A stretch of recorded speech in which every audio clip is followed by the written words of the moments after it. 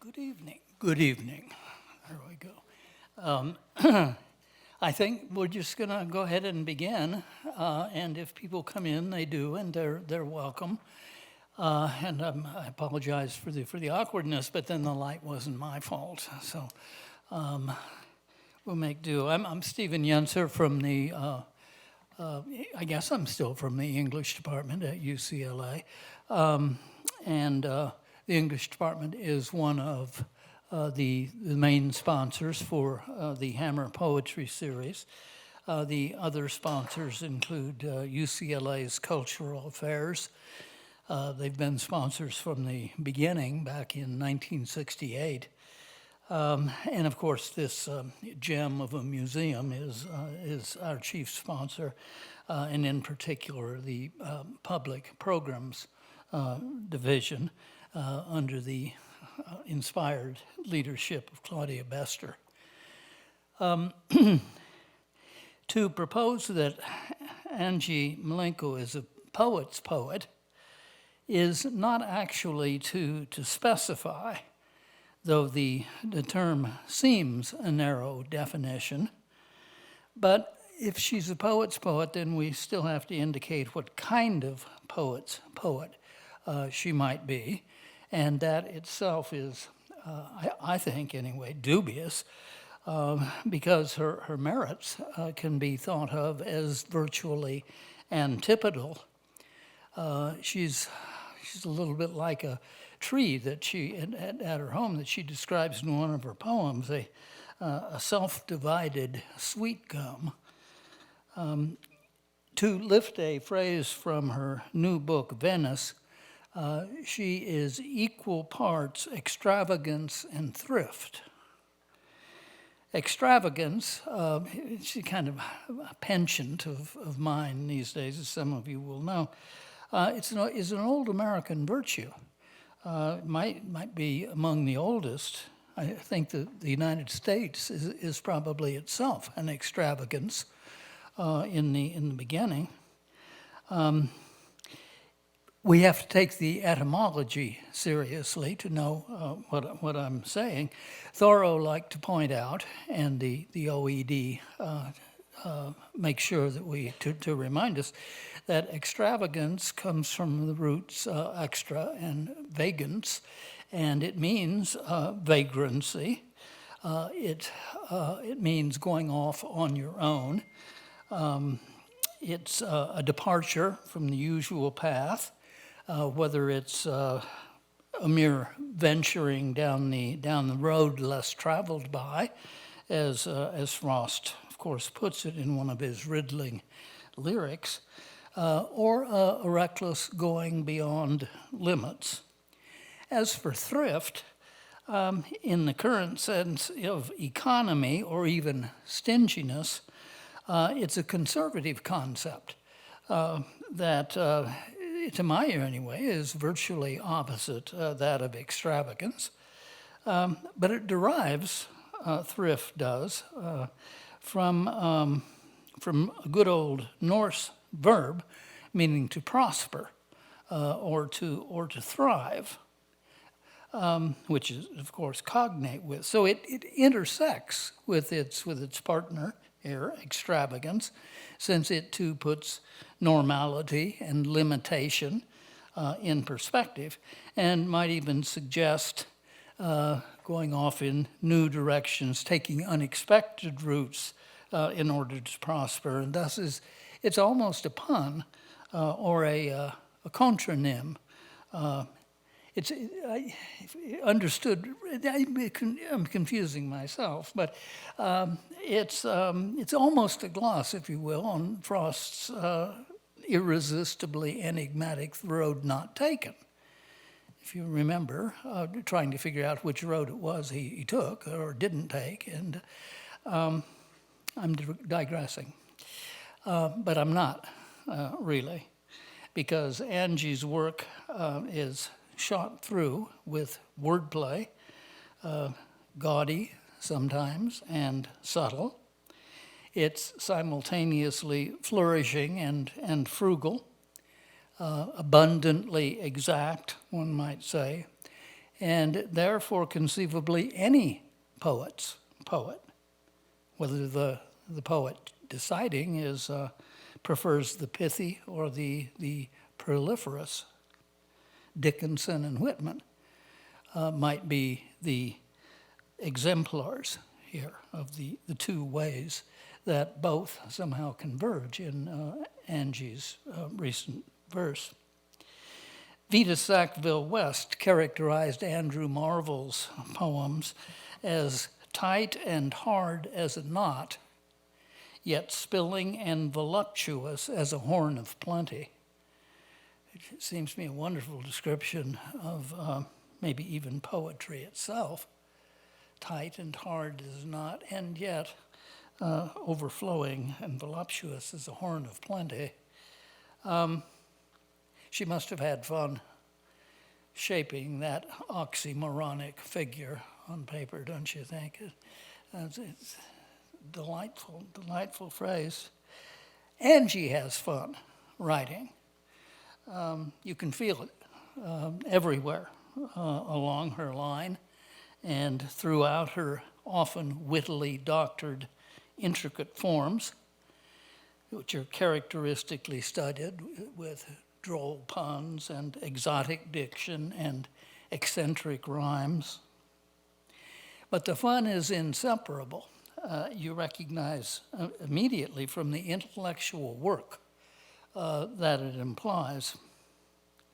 Like the sun in one of her poems, which turns itself on, she sheds a good deal of light at the same time. And like Marvell and the more recent poets that she emulates, I'm thinking especially of James Merrill and maybe Elizabeth Bishop, she asks some labor of her reader, some rereading and unpacking. But then you can't read any poem once, can you? I mean, it's you read it and then you can begin to read it, and you reread it, which is when you finally read it, which is the problem with events like this one. You just hear the poem once, probably, unless you know it beforehand. But it's not an insuperable problem. You can get her new book, as people have already begun to do, and even ask her to sign it, and then read it again and again in the fullness of time. Angie, would you read it?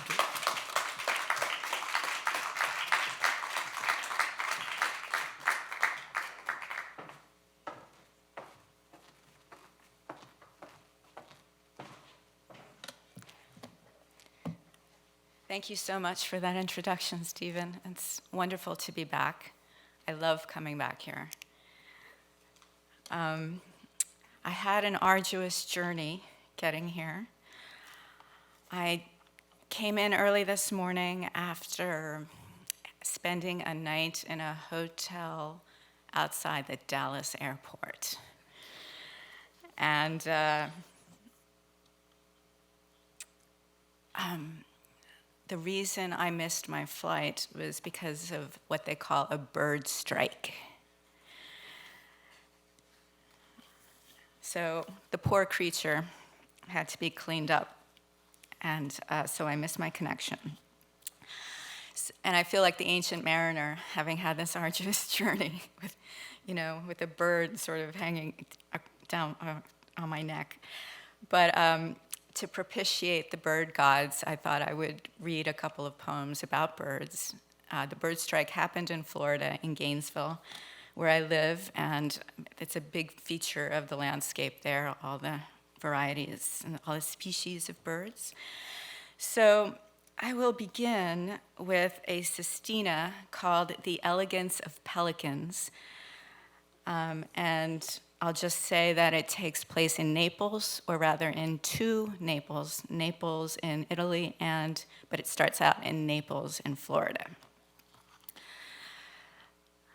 Along the fishing pier that dashes into the Gulf at Naples on legs like a stop-motion photograph of a runner multiplied at speed, lace-making waves swishing at his ankles, 3 pelicans lunged at a blowfish that managed to unhook itself from a lure and, adding feet to feet, bewildered the ravenous birds by puffing itself up so that the pelican that caught it startled. Another took it up, only to drop it instantly. And with half of Naples looking on, cheering, the third gave it a try and met defeat. As they disported, thwarted, the blowfish, like a rubber ball, allowed itself to be passed and dribbled from one to another until, finagling its own interception at the ankles of its opponents, it shrank and sank among the barnacles. This story from the correspondence of Elizabeth Bishop is rather like the incident related in Mozart's Journey to Prague about 2 boating parties in the Bay of Naples. Only one of them was stocked with girls. A rudder pointed right at them, and a basket at their feet stocked with oranges suggested a defense. Playfully, fête gallant style, the girls pelted the boys' ankles with flying oranges, and athwart a slender rider of the waves, pitching, yawing, and rearing up, each pulled off a volley for the passeggiata of Naples with great finesse and mirth, hand to hand across the gunwales. There was a band, too, playing saltarelli and canzoni against the buffet of oranges, the flashing azure of the Bay of Naples, which lifted the lace hems at the girls' ankles as it rocked them. When the boys climbed up into their boat, one took the prettiest and rid her of her cad, a sail unfurled depicting Cupid. A reader, accounting for the change in sensibility across 2 centuries, might still conclude that they don't add up. But between the feet of the blowfish and the feet of the suitors on the wavelets, a chime as of anklets is my cue to keep skimming pages for more of Naples. Like an underground runner of wild fruit, Naples creeps up to your feet, bursting through the soil to clap you by the ankles and start flowering.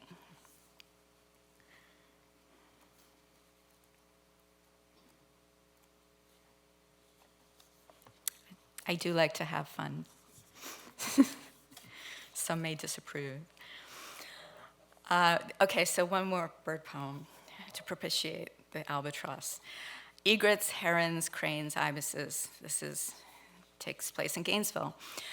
We don't have much time. What there is of it seems slower because we're engulfed by sun on a wide, flat prairie whose grassy palette conceals so much in its variegation that our gaze takes a while to travel across the vast swath at our feet.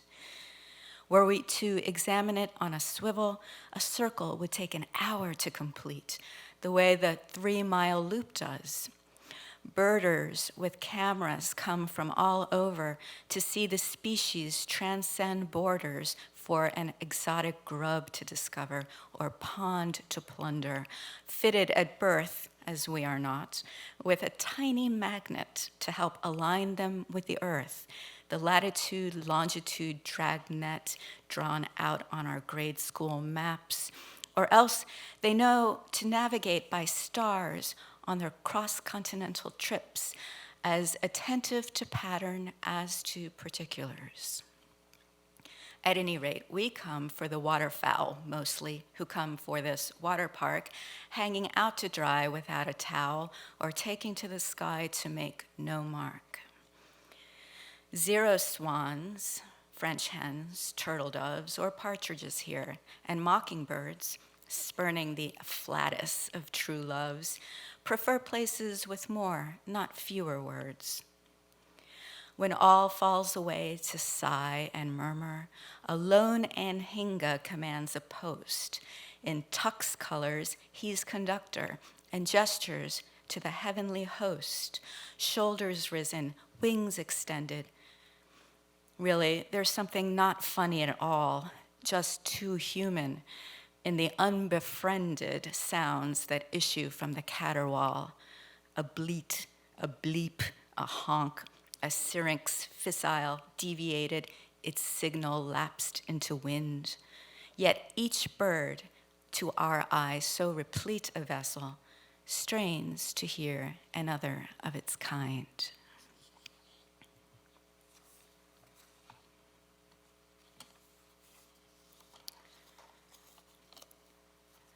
So a lot of this book is about the difference between Venice in Italy and Venice in Florida, Naples in Italy, Naples in Florida. A lot just about travel. This is country music, and it's for my mother, who died this year. My mother, in 1966, is an accessory atop a Revolutionary War cannon. Leopard print coat, buttons undone, legs slimly pressed, bare knees closed, a scene both faded and overexposed. She wasn't used to winter, vis-a-vis her status as permanent resident alien. She should have covered up. Pennsylvania, her brother already drafted in the army. The very picture of a white Russian, but not pale fire, not Uncle Vanya, not czars and ballerinas, le vieux pays.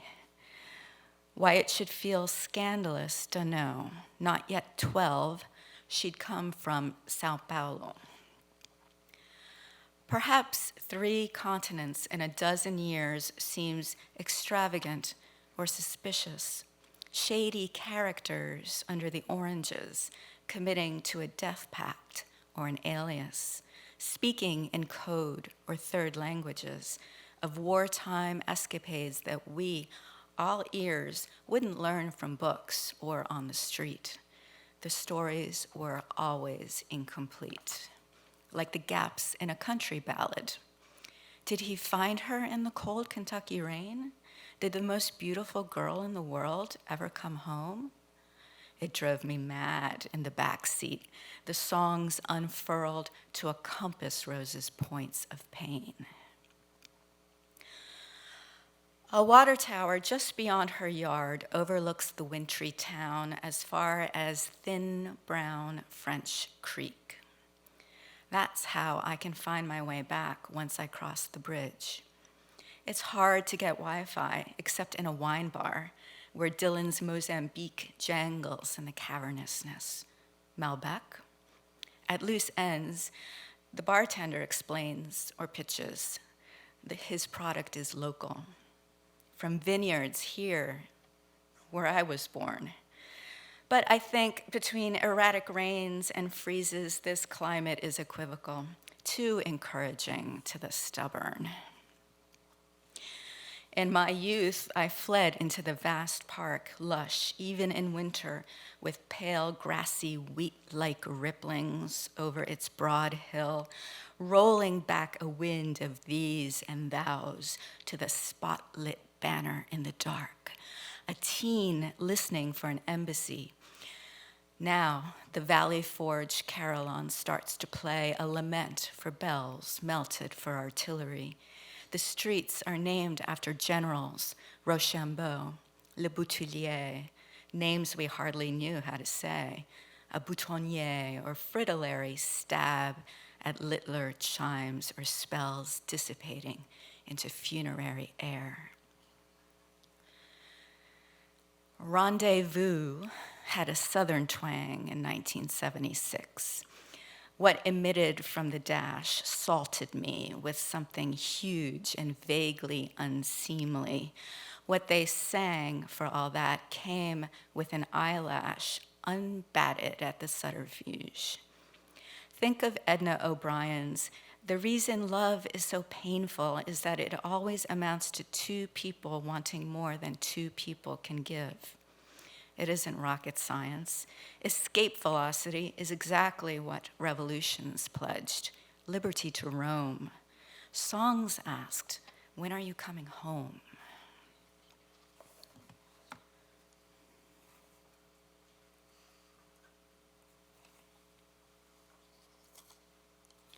The gates of hell. After Rodin, the Rodin sculpture, but really about an airport. He didn't mean these kinds of gates, but here we are, or I mean I. On these darkest days of the year, the sun shows that it accommodates our needs and turns itself on high. Show me, sun, what I am doing here. I've been thinking for some time about fallen caryatid shouldering her capital. Actually, there were two. The other bore an urn. They made a rhyme. So did Fugit Amour, the enduring nature of attraction to undo. The traveling show, arrayed in a gallery in Savannah, was a gift. Now, at the gates of an airport, another Christmas traveler laden with everything that should uplift, I'm trying to be a good sport on my first holiday without my kids. The garbage trucks resume their rounds on roads cellophaned with ice, masticating packaging like chrysalids, summarily shaken for sounds, or weighed in the hand for the size of the happiness underneath. I steer my thoughts back to the show of misery beyond measurement between gates which bequeath images of angel wings working to slow a fall, not maneuver an ascent. The sun that cufflinks a hill's white sleeve, the plane that bootstraps us to the sky, neither is adequate to the human need individual to each of us here who leave someone else behind to cry, cued with scarcely a line to read. He removed the kiss from the ensemble, surmising correctly that naked bliss was out of place at the gates of hell. If it is bliss that makes us tremble, if it is not also its own abyss between two gates at a terminal.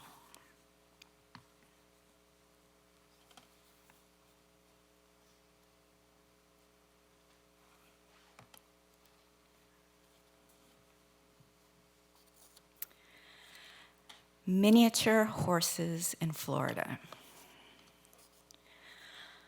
I'm told the grass wicks up the lime underneath the pastures and that grazing it strengthens bone, a blanket gift from geologic time. That's why in past years horse breeding here has grown, as has demand for attorneys of equine law, governing the long syringe of parentage and fiduciary parties, no less whimsical and Byzantine because all the consequences hinge on the silent non-signatories. Did the miniature horses, say, have any input when they were bred to grace the close perspectives and take our breath away on roads they'd be electrified to tread? But they too loved their ornamental lives. Springs glossed over the osteoid landscape. The long line at the woman's toilet didn't preclude girls picking their ear, scratching a bite, adjusting a strap, such care lavished on the feet, twitching at the utilitarian mirror. Amid the trees and horripilated flora, in reverse duckling fashion, I trailed behind two boys, one my son, their lengthening strides and hair a manifesto of dispassion, a teenage state of abandon.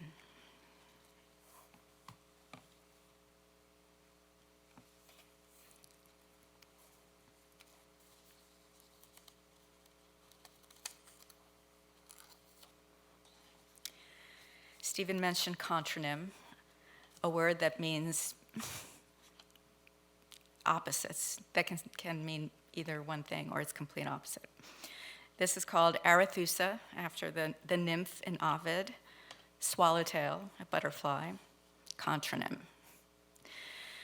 Swamp cypress candled itself above the water, where Nereus's daughter ID'd carnivorous-looking white blooms and erect scarlet racemes, exciting an admiral, plus some small yellow species, all sulfur and helium. She even thought she saw a hummingbird feasting on bells of bright red, less a creature than a miniature tourbillon tweezing a gap in the humdrum space-time continuum. Damselflies, appointed in turquoise, daubed wrists and knees, their easy familiarity as intrusive as their beauty. Beneath the surface, eelgrass had a psychedelic pulse. Arethusa took the plunge and with a shock found herself under a shelf of rock. The bubbling places, feeder springs, drew her into their eddyings, and any toehold she could get onto a slimed cypress root proved too slick. A would-be lover, Alpheus, went in after her. Arethusa, chaste, not chaste, was taken by her water waste forever. Now, a spice bush swallowtail given bias to its flight with metallic blue detail, sails between us where we sit. Yours or mine, you said, ta anima, staring for a while at the star-shaped, inlaid tile where fountain jets cleave and rebuff, and like both lights and fireworks, go off.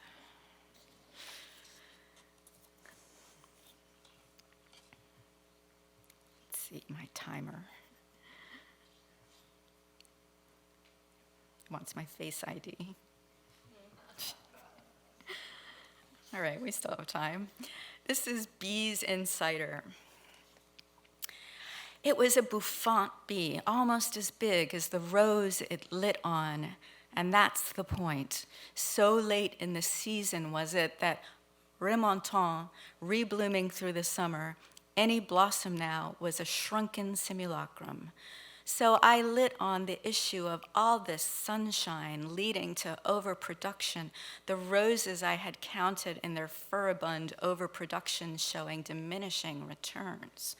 Something was out of joint about the whole project, the projection of éclat out of proportion to the product, which the bee imbibes, the bouffant bee with its understated point, and those waxen wings that soften like a Roman tablet, those waxen wings dissolving in light, whereas in Sumer it was wet clay with its right to left writing, and Greece stone with its left to right writing, like characters driving to or back from the sea, en lit, depending on the home ground of far-flung scribes, deriving a style or stylus or Melot. I'm sorry, I forgot to look that up. Deriving a style or stylus or melat or mallet, but now it is time for a bee to be supping at the last ember of an evening somersaulting from sepia to auburn, and the rose to be remontant as rain makes a sweep, water tutoring me, or tutoyant, as they say in deep on intimate terms. So late in the day that lodgers leaving their rentals shrink to traces in beer makers' ledgers.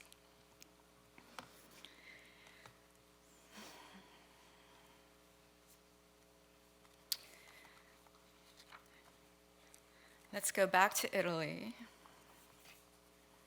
always, to another sestina.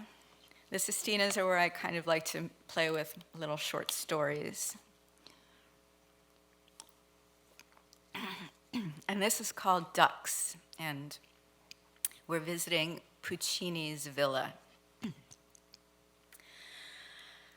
After the olivine waves of Marina de Torre del Lago, we drive between colonnades of umbrella pines. It is 7:30 p.m., and the midsummer sun has just descended below the tree line. Lorenzo laments that the days are getting shorter now. I think this is premature. By our separate doors, we leave the Fiat together.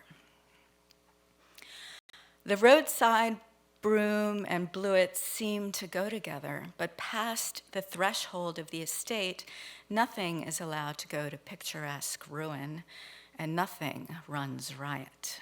Mature magnolias line the long approach to the villa, spines of stiff-leaved ground cover bristle. It's hardly paradise, but I follow the gravel path to the single palm descended from its paradisial prototype. The yard is scented with thyme and classical music, as if from the ether, sounds from a distance. Speakers might have risen to a dais, but now there are speakers in the trees. Not long ago, I would have been enchanted. Yet even as one who pines for the absolute, I don't want to make a premature assessment of the villa's charms before I make a tour of its offerings. It faces us as a goddess who condescended once upon a time to face the photographers. Lorenzo opines that Puccini was always hunting something with either rifles or leitmotif. Eventually, we pass Prego through a portal, our uneasy little pas de deux crumbling as we transition in a kind of sultry daze from the vacant frontage with its orchestral imprimatur to a backyard soundstage, a top 40 number, and a go-go troupe of girls dancing in sync. Mothers have descended on the place with aunties, nanas, sparsely seated together in rows of ordinary folding chairs that are hard on lower spines. Lorenzo is galvanized by the sight. He pines for something less abstract. Where are the does of yesteryear? I wander off, aware of being thrust together under artificial conditions, bored with this amateur production. It's an ennui so blank and open-ended, it derives more from Antonioni than ego. Ergo, the pines descended into premature darkness under a spot of smelted apricot in the west. We bid adieus together to swan-head spigots and a wall of fig leaves.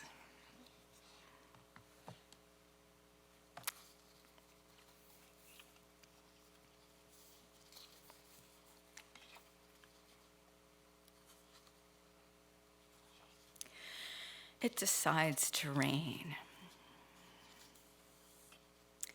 Actually, let me preface that with something else first.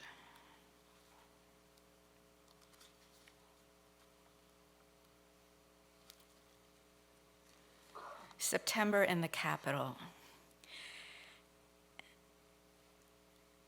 Washington, D.C.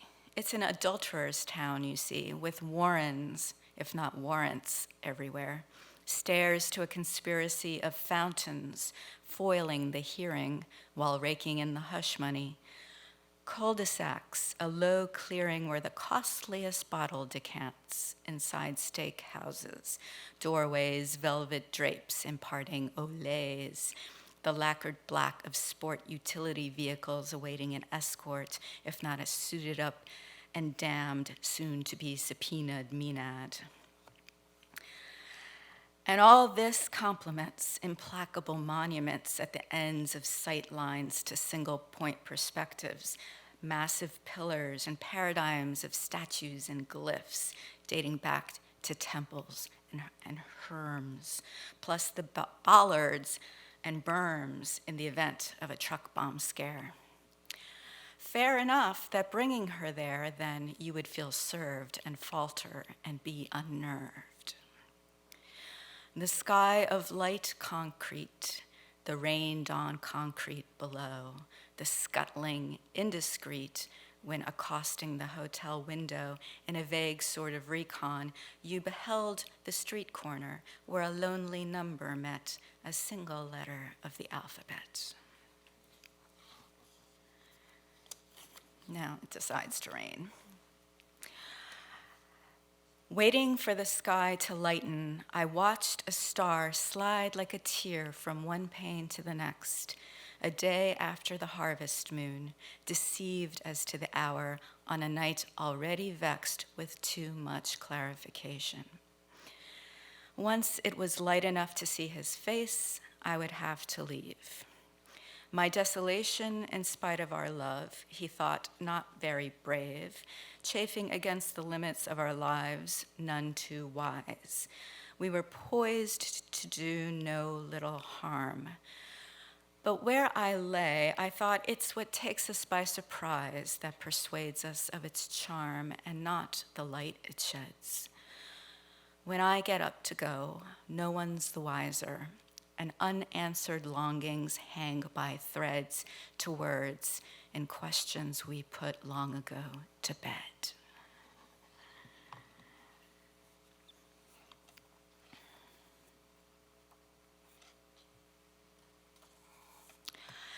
So this poem called Watteau, after my favorite painting in the Getty, written after my last visit here. Watteau. No trespassing, read the blackened sign, prompting a wry laugh. Scorched earth brooks no law. The blazes happened months ago in the news. Now a wilderness prodigal with chartreuse, fresh brushwork as far as Santa Barbara, brilliantly set off the carbonized pine. Incendiaries go where they are sent. It wasn't just expensive landscape daubed with embers. After winter torrents ground raindrops through whirlwinds to thunder on the ground, mudslides came to heavy rest. Mushrooms knobbed new doors for the permanent resident. Fires even crept toward the Getty where you and I walked. Bridal travertines, a flame-resistant dress for art veiled in glass. The sprinkler system, half camouflaged in grass, wasn't for the drought-friendly evergreens, but defense against glowing confetti. Item 1, the Wonder Cabinet. Doors and drawers ajar. It seemed to say there was nowhere to hide. Given a scare, every eye in its head returned such a stare that a dovecote emptied at once. Judgment Day, All Souls, debts discharged to the infinite. Item 2, Venus. Someone wake her, as Bacchus and the Maenad are doing, so she can flee the place where her nudity draws out the peeping fruit of the lemon tree. Perhaps its light cologne is so wooing that she'll deliquesce before flames take her. Item 3, La Surprise. A Watteau recovered after 200 years is possibly retardant. Tuning his guitar, the musician observes two lovers. They are oblivious. Beyond a precipice, drolly cleaves the picture plane in two. The dog, a bit player, sides with him. You are still too green to share my despair that wonder, love, and art each represent a stage. The far sensuousness of mist will engage like the blue plumbago that brushed our hair, then dissolve into sexless seraphim.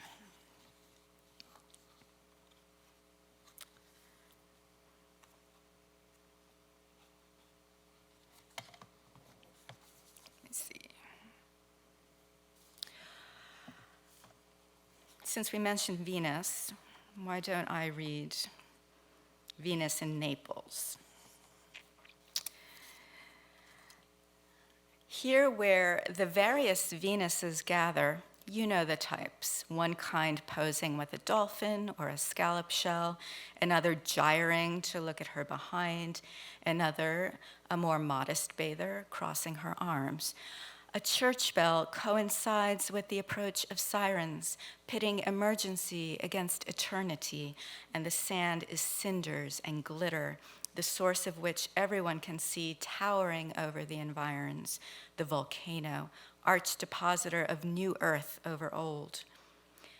As if a sapphire beckoned with an aquamarine finger, one wave and the Venus, undoing her sandal, leaps up on the beach of hot clinker, walking barefoot to a blue that will suspire into the sky with a hiss of scandal. As if the sand weren't hot enough, the city streets are paved with lava flags. And as if a volcano did not suffice, fireworks branch like cave paint stags jumping in brief bursts above the roof, almost nightly, fizzling out in paradise.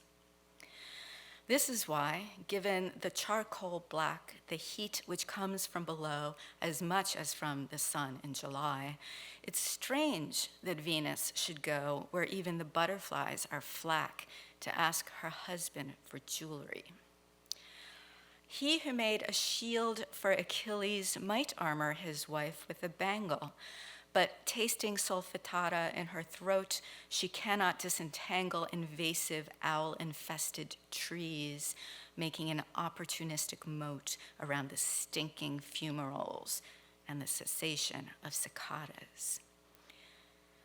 Venus wonders why she's come. The perfume of their fermatas is that of the mute, illegible scrolls charred in Herculaneum.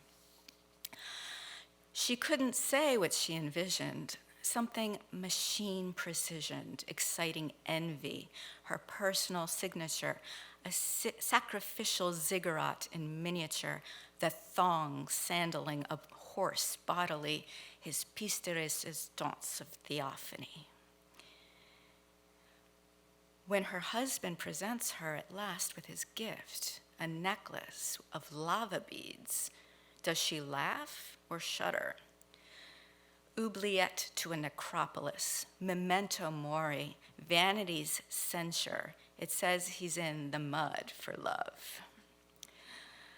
And seeing her expression, he coos, "If you don't like this one, I've got another," which I saw like a birth, dear reader.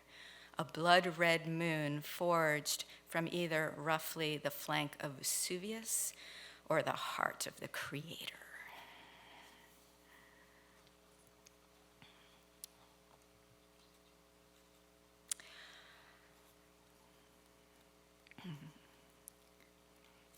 It's a bit of a joke to say a couple more poems, 2 more poems.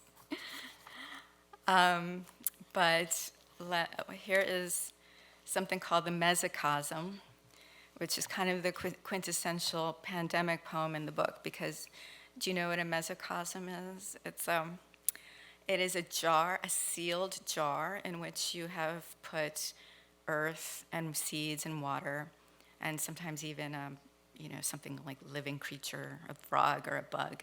And even though it's sealed, there's an ecology occurs between the water and the air, and I'm not explaining this very well, but it's a little biodome in a jar, and high schoolers are frequently asked to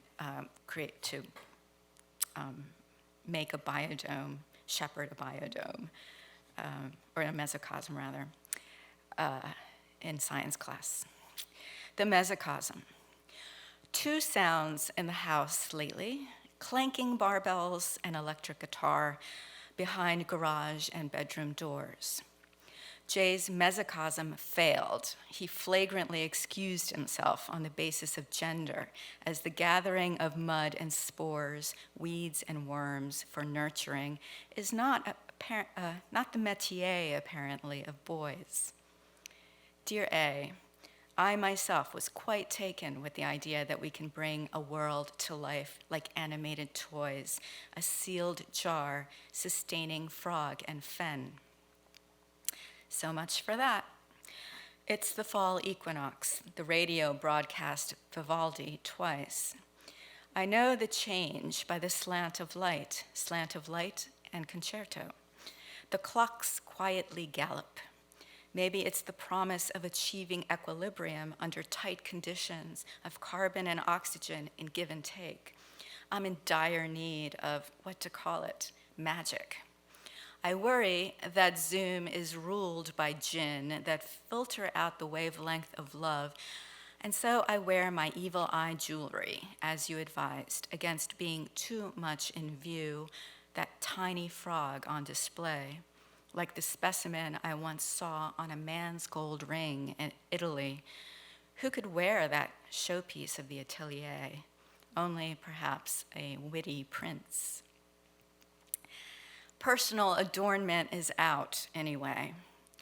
Yet the citrus trees have kept up appearances, no shortage of lemons. I watch the progress day after day of those novitiate spates that erupt from the peace lily, a summons from the offices of mediation. Laws are stipulated by plants, too. See stipule. Occasionally, a rare aircraft lights up the tropopause. Where is the workshop of the soul? His bed, I averred. You laughed. Those late spring nights, the street was overrun with frogs. I walked with care. A purse, a pulse in a purse. Mimicking the heart that skipped a beat or made a choice in error it couldn't then or now reverse. Cold-blooded hearts everywhere I stepped, lentil-colored, stippled with the froidure of the ex-lover. What's one more plague?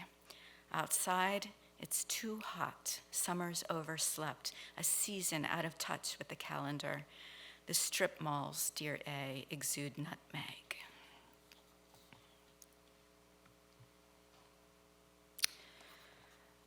The last poem in the book is Venice, Florida. Actually, someone did say the last poem in the book is the entire book. Who said that?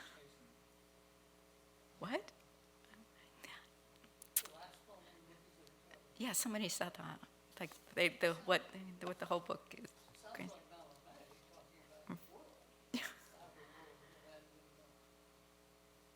In a poem. Not with a bang, but a poem. Okay, Venice, Florida. The clouds went on each afternoon, bodybuilding to a rippling mass, flat-topped or with bedhead. From a puffball, picayune, they did something to the grass, fluorescing on the watershed. It rained so hard all summer long, every field was canalized by overflow or turned into lagoon. The fountain jets burped a song of bullfrogs, poolside, bullside, prelude to a honeymoon. Electricity's appendages, like butterfly filaments, alit on things, charging the soil with nitrogen, so you'd run as though Nike grabbed your ankles by the wings and you were an Olympian.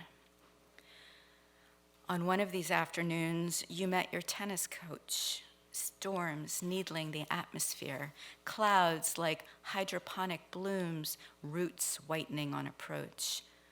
You should have shown more fear, hitting balls that greenly blazed in the hyacinthine climate. Like statuary, your torso flexed on tiptoe, your arm upraised to execute a serve until the wet match fizzled out.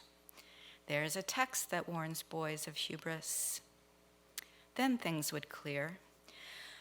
A dragonfly would gondolier through the misted air and seem to offer a golden balance beam to the showboating iris. A calmness floods the aftermath.